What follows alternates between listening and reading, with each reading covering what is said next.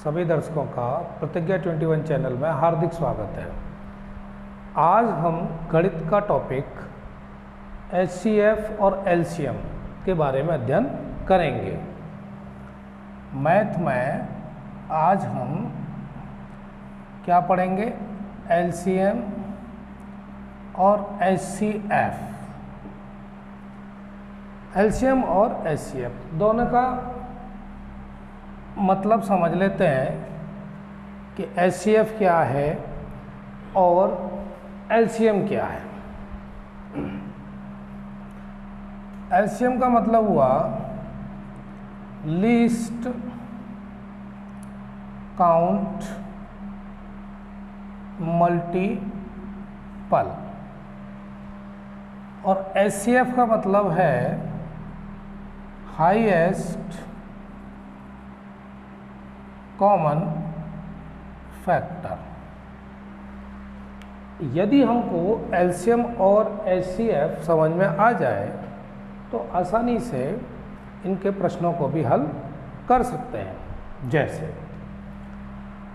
अब इसको समझना है तो हमको लेना है एक एग्जाम्पल। मान लीजिए हमने संख्या 4 ले ली और 4 के जो गुणज हैं 4, 4 दूनी 8, 4 तिया 12, 4 चौक 16, 4 पंजे 20, 4 छिंग 24 अप टू अनंत तक ये चलता रहेगा, क्योंकि इसमें 2 का गुणा किया। 4 में 2 का गुणा करेंगे तो 8, 4 में 3 का करेंगे तो 12, 4 में 4 का करेंगे 16, 4 में अगर 5 का करते हैं तो 20 और 4 में 24 का करते हैं, वो 4 में 6 का करते हैं तो 24। तो इस तरह से ये क्या है? गुणज है। ये क्या है? गुणज। इनको अपवर्त भी कहा जाता है, यानी इनको 4 के ये अपवर्त हैं, इनको गुणज भी कह रहे हैं, अपवर्त भी कहा जाता है। दूसरा एक वर्ड है, उसको भी समझो।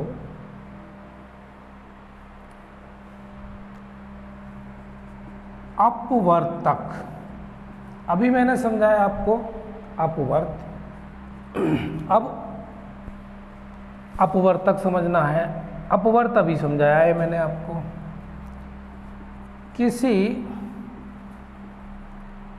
संख्या का गुणनखंड, किसी संख्या का क्या? गुणनखंड। जैसे 4 है, अभी मैंने एग्जाम्पल 4 ही लिया था।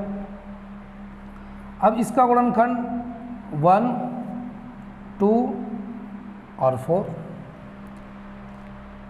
तो अपवर्तक क्या हुआ?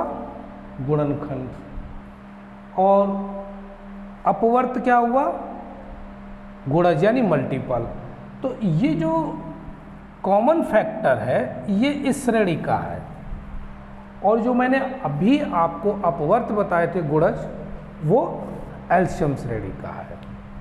तो यहाँ तक तो बात समझ में आती है कि HCF और LCM क्या है।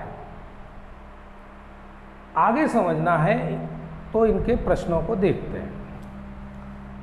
क्वेश्चन लेते हैं 16, 20, 24 का LCM ज्ञात करो।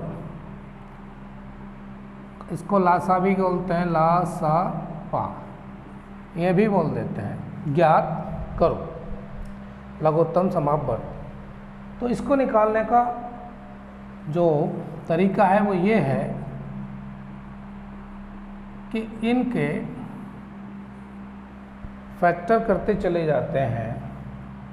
सबसे पहले 2 से भाग देते हैं। 2 अट्ठे 16, 2 ढाई 20 और 2 का भाग अगर 24 में देंगे तो 12 दूनी 24, 12 बार जाएगा। 2 चौक 8, 2 पंजे 10, 2 छिक्के 12, 2 का फिर जाएगा, 2 दूनी 4, 5, 5 में नहीं जा रहा है, इसको छोड़ दीजिए, 2 तिया 6, फिर 2 एकम 2, 5, 3। अब अगला नंबर लेते हैं तो 3 और फिर 5, 5 का भाग देंगे तो 1 बार। तो इस तरह से हमने पहले सबसे छोटी संख्या से शुरुआत की, 2 से भाग लगाया, 2 अट्ठे 16, 2 दाई 20 और 12 बार गया 24 में। फिर 2 से दिया तो 4, 5, 6, यानी 2 चौक 8, 2 पंजे 10, 2 छक्के 12।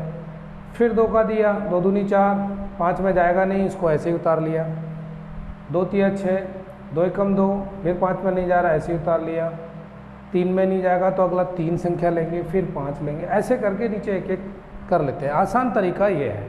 अब इनका गुणा, तो एलसीएम निकालना है हमको, तो क्या करेंगे, इनका गुणा करेंगे, 2 गुणा 2 गुणा 2। ये कितनी बार आया है, 2, 4 बार। 2 गुणा 2 गुणा 2 गुणा 2 गुणा 3 गुणा 5। अब इनका गुणा कर लीजिए, 2 दूनी 4, दूनी 8, दूनी 16, 16 तो यही हो गए, 5 भी है, अभी 3 भी है, 16 पंजे 80, 3 8 तिया 24। तो क्या आया आंसर, आंसर आया आपका 240। तो एलसीएम कितना हुआ, 240।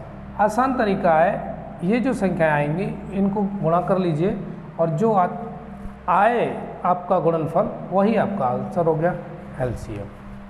एक एग्जाम्पल ये समझे, दूसरा और समझते हैं। तो अगर कोई चीज़ रह भी गई होगी तो आपकी समझ में आ जाएगी। दूसरा एग्जाम्पल लेते हैं, 20, 30, 40 और 60 का लासा ज्ञात करो। मान लो ये है सवाल, तो सेम वही प्रोसेस अपनाइए। 20, 30, 40, 60 लिखेंगे और 2 से भाग लगाएंगे। ये 10 बार जाएगा, ये 2 कम 2, 2 पंजे 10, 15 बार, ये 20 बार और ये 30। फिर 2 का 2 पंजे 10, 15 में जाना नहीं है, 2 का भाग ऐसे उतार लो, 10 हो गया, ये 15। फिर 2 का भाग इस 5 में भी नहीं जाएगा, 15 में भी नहीं जाएगा, 2 पंजे 10 इसमें चला जाएगा और ये 15। अब यहाँ 2 का भाग किसी में नहीं जाने वाला, तो इस 2 से बड़ी संख्या लेते हैं। 2 से बड़ी संख्या हो गई 3, 5 में जाएगा नहीं, 3 पंजे 15, ये 5 यही उतार लो, 3 पंजे 15। अब लास्ट आपके पास क्या बच रहा है, केवल 5। 5 का भाग चला गया एक बार। अब हमारे पास ये संख्याएं आ गई, तो एलसीएम निकालना है, तो इन सब का क्या करेंगे, गुणा कर लेंगे। क्या करेंगे, गुणा। 1 2 3, 3 बार तो 2 आया है, 3 और 5, 2 दूनी 4, दूनी 8, 8 पंजे 40 में 3 का गुणा, 4 तिया 12। तो आपका आंसर क्या हो गया, 120। ये एलसीएम निकाल लिया, यानी आपने लासापा निकाल लिया। ये आपका आंसर समझ में आया होगा। अगला प्रश्न,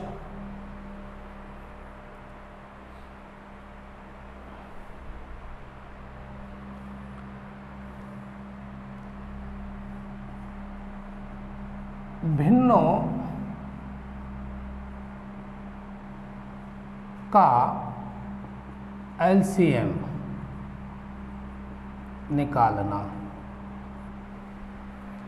भिन्न के रूप में अगर हैं संख्याएं, तो उनका एलसीएम निकालने के लिए क्या करेंगे, अंश जो होता है नीचे हर होता है, तो इसका तो निकालते हैं क्या हम, एलसीएम, और इसका निकालते हैं एचसीएफ। भिन्नों का एलसीएम निकालना है तो अंश का तो एलसीएम और हर का एचसीएफ। अब इसको एग्जाम्पल से समझिए। एग्जाम्पल दे रहे हैं 1/3, 2/9, 5/6, 4/27 का LCM निकालो। ये दिया है,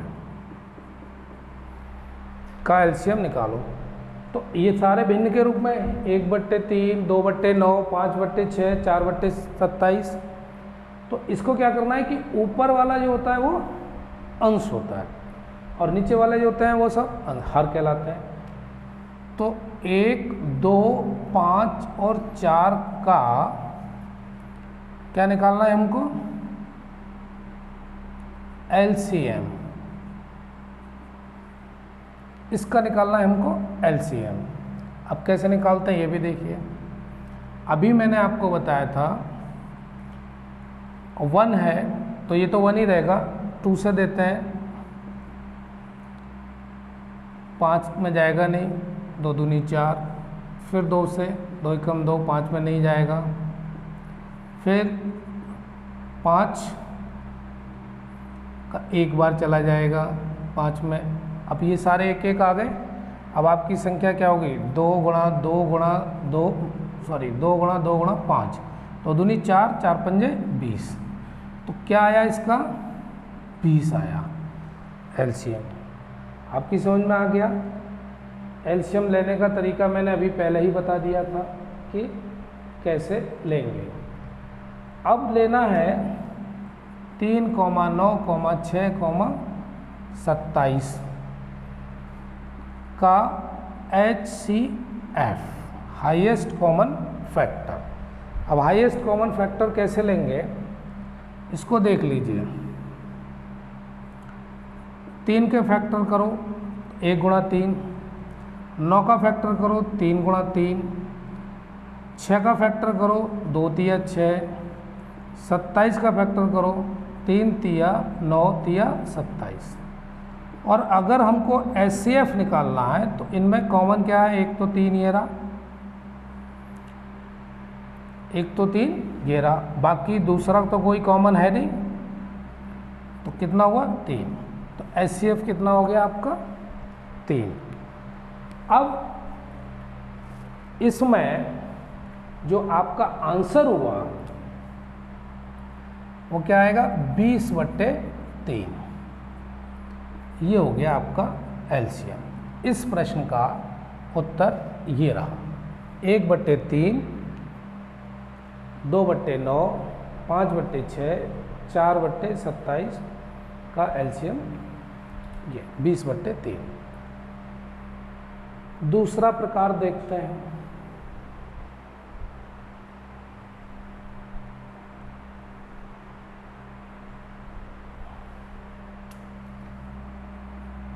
भिन्नों का HCF निकालना। तो इसमें क्या करेंगे? अंश का, अंश बटे हर, अंश का निकालते हैं HCF और हर का निकालते हैं LCM।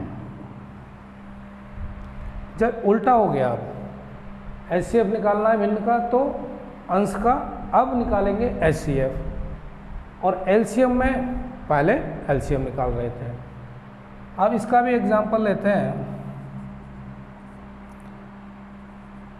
2 की घात -2 दूसरी संख्या है 4 की घात -3 और 6 की घात -2 का मासपा ज्ञात करो।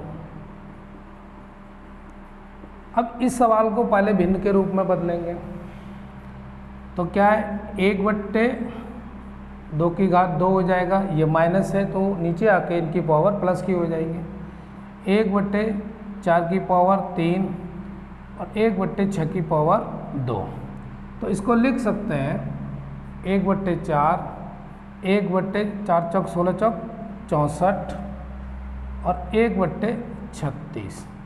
तो ऊपर का तो HCF तो 1 ही हो गया। अब इसका LCM लेना बाकी है हमारे पास। तो एलसीएम कैसे लेंगे, इधर लेके देख लेते हैं। 4, 64, 36, 2 का भाग लगाएंगे, 2 दूनी 4, 2 तिया 6, 2 दूनी 4, और ये 18 हो गया। फिर 2 एकम 2, ये 16, ये 9 हो गया। फिर 2 का 2 अट्ठे 16, ये 9 ऐसे ही रहेगा। फिर 2 का ये 4, ये 9, फिर 2 का 2 दूनी 4, ये 9, फिर 2 एकम 2, यानी 1 1 आ गया। अब यहाँ रह गया 9। अब 3 तिया 9, तरीका यही है, 3 एकम 3, 1 1 ले आए। चाहते तो हम 9 को डायरेक्ट कर सकते थे। अब आप देख लीजिए गुणा करके, 2 दूनी 4, दूनी 8, दूनी 16, दूनी 32, दूनी 64। 64 में 9 का गुणा करना है, 3 तिया 9, 9 चौक 36 का 6, वहाँ से लगा 3, 9 6 54 और 3 57, यानी कितना हुआ 576। तो आपका आंसर क्या आया, ये 1/576, ये आपका आंसर हो गया। तो समझा ये है कि अगर भिन्न के रूप में एलसीएम निकालना हो तो ऊपर वाले का एलसीएम, नीचे वाले का एचसीएफ। भिन्न के रूप में सवाल दिया और एचसीएफ पूछ रहा हो तो ऊपर वाले यानी अंश का क्या निकालेंगे हम, एचसीएफ, और हर का निकालेंगे एलसीएम। ये 2 बातें इसमें समझनी है और याद रखनी है। अगला प्रकार का प्रश्न देखते हैं क्या कहता है।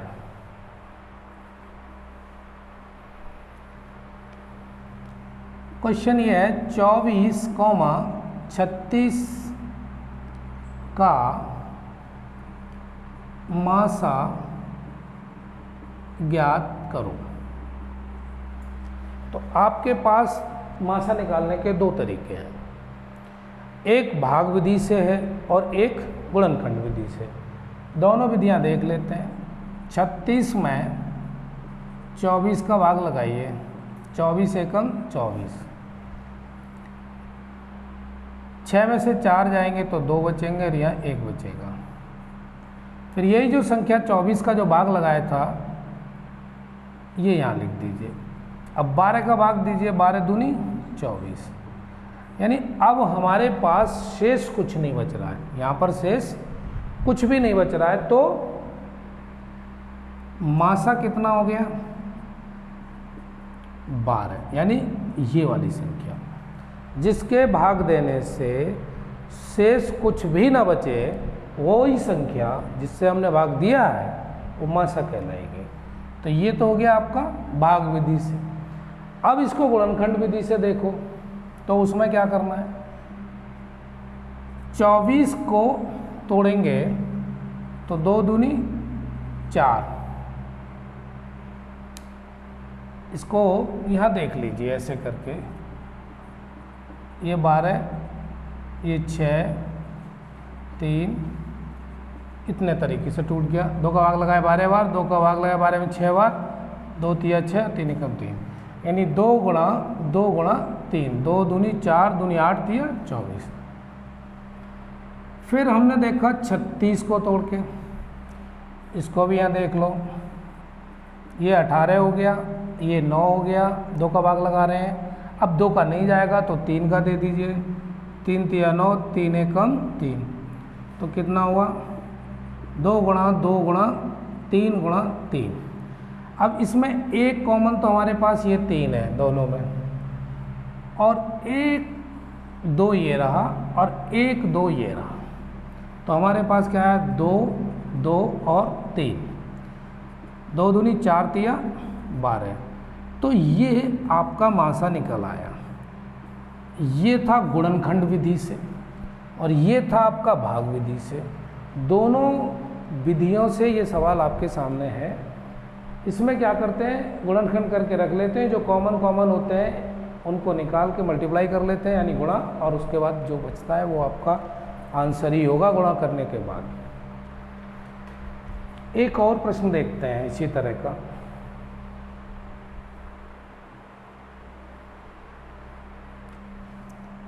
क्वेश्चन 45 एवं 105 का मासा ज्ञात करो, यानी हाईएस्ट कॉमन फैक्टर। अब पहले भाग विधि से देखो इसको। 105 में भाग लगाया हमने 45 का, तो 45 दूनी 90, 2 बार तो चला ही गया, 5 ही आया, 1 ही आया। अब 15 का भाग इसमें देना है 45 में, 5 तिया 15 तिया 45, 15 तिया 45। अब यहाँ कुछ भी नहीं बच रहा शेष, तो जिससे भाग दिया था ये मासा बराबर 15, ये आपका आंसर होगा। ये है भाग विधि। अब इसको गुणनखंड विधि से देखें तो 45 के गुणनखंड कितने होंगे? 3 एकम 3, 3 पंजे 15, 3 पंजे 15, 5 एकम 5, तो 3 तिया 9, 9 पंजे 45। तो आपके सामने 45 के गुणनखंड कितने हो गए? 3 गुणा 3 गुणा 5। अब 105 का देख लीजिए फैक्टर करके, तो 105 के कितने होंगे? फिर इसको भी चेक कर लो, 2 से जाएगा नहीं, 3 से जाएगा। 3 तिया 9, 3 पंजे 15। अब ये 3 से भी नहीं जा रहा, 5 से जाएगा, 5 सत्ते 35, अब 7 एकम 7। तो आपका क्या आया? 3 गुणा 5 गुणा 7, 3 पंजे 15, 15 सत्ते 105। तो आपके सामने ये भी हमने फैक्टर करके दिखा दिए। अब देखना ये है, क्योंकि हम निकाल रहे हैं मासा और ये गुणनखंड विधि से निकाल रहे हैं, तो एक संख्या इसमें देखो कॉमन है और ये संख्या इसमें भी कॉमन है। तो आपके सामने 3 गुणा 5, 2 चीज बची, 3 पंजे 15, तो ये आ गया आंसर। ये मासा आया गुणनखंड विधि से, ये मासा आया भाग विधि से। मासा निकालने का मैंने आपको तरीका बताया, दोनों तरीके से, गुणनखंड और भाग विधि। अगला प्रश्न देखते हैं।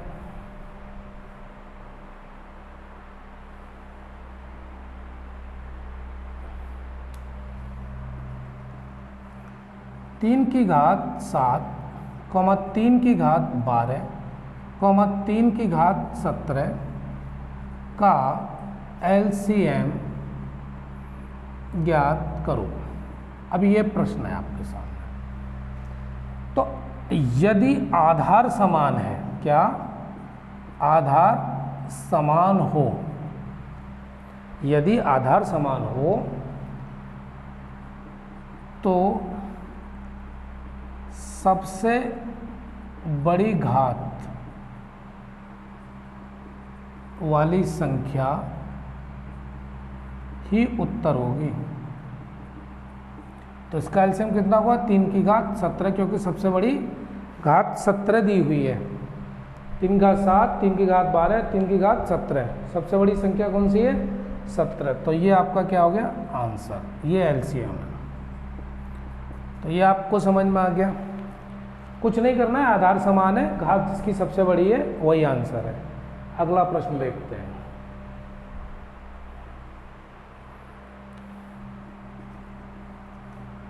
पाँच की घात -9, 5 की घात -7, 5 की घात -14 का एलसीएम ज्ञात करो। अब इसमें क्या करना है? मैंने अभी प्रश्न बताया कि जिसकी घात सबसे बड़ी होती है, तो आपके पास -9 है, -7 है, -14 है। कौन सी सबसे बड़ी है इसमें? इसमें सबसे बड़ी है ये। जो घात माइनस में आंकिक मान सबसे कम होगा, माइनस में जिसका आंकिक मान सबसे कम होगा वो सबसे बड़ी होगी संख्या। तो एलसीएम किसका हुआ? 5 की घात -7। ये आंसर हो गया आपका। दोनों प्रकार के सवाल बताए मैंने, घात के भी और भिन्न के भी। अगला प्रश्न देखते हैं।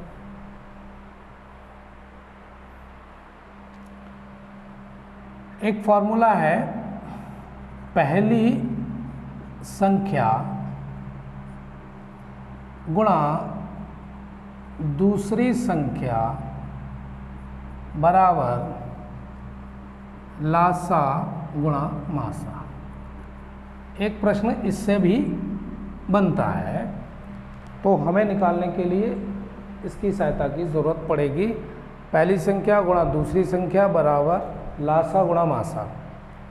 अब इसका एक प्रश्न लेते हैं, किन्हीं दो संख्याओं का गुणनफल, किन्हीं दो संख्याओं का गुणनफल 1000 है यदि उनका HCF 5 है, HCF 5 है, तो LCM ज्ञात करो। प्रश्न आपके सामने, दो संख्याओं का गुणनफल, तो ये जो पहली संख्या दूसरी संख्या, तो दो संख्याओं का गुणनफल दिया है, LCM पूछा है, और मासा कितना दिया है, HCF मासा 5। अब सीधा सीधा इधर 5 का गुणा हो रहा है, इधर आएगा तो भाग हो जाएगा, तो ये LCM यहीं बचेगा, भाग दे दिए 200, तो LCM बराबर आपका कितना आया 200। याद यही रखना है कि पहली संख्या गुणा दूसरी संख्या बराबर लासा गुणा मासा, लेकिन इसने यहाँ पर प्रश्न में कहा है किन्हीं दो संख्याओं गुणनफल लिखा जा रहा है, तो मुझे पहली संख्या गुणा दूसरी संख्या लिखने की ज़रूरत ही नहीं है, दोनों संख्याओं का गुणनफल दिया वो यहाँ लिख दिया। LCM गुणा HCF है, HCF 5 दिया है, उसका भाग लगा दिया, LCM निकल आया। अगला प्रश्न देखते हैं।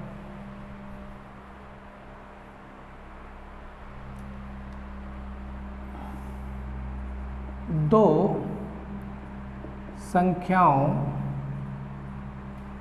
का लासा 225 तथा उनका मासा 5 है यदि एक संख्या 25 हो तो दूसरी संख्या ज्ञात करो। फॉर्मूला अभी मैंने बताया, पहली संख्या गुणा दूसरी संख्या बराबर लासा गुणा मासा। पहली संख्या गुणा दूसरी संख्या लासा गुणा मासा। अब लासा दिया हुआ है 225, ठीक, मासा कितना है 5। एक संख्या दी है 25, पूछा है दूसरी संख्या, तो दूसरी संख्या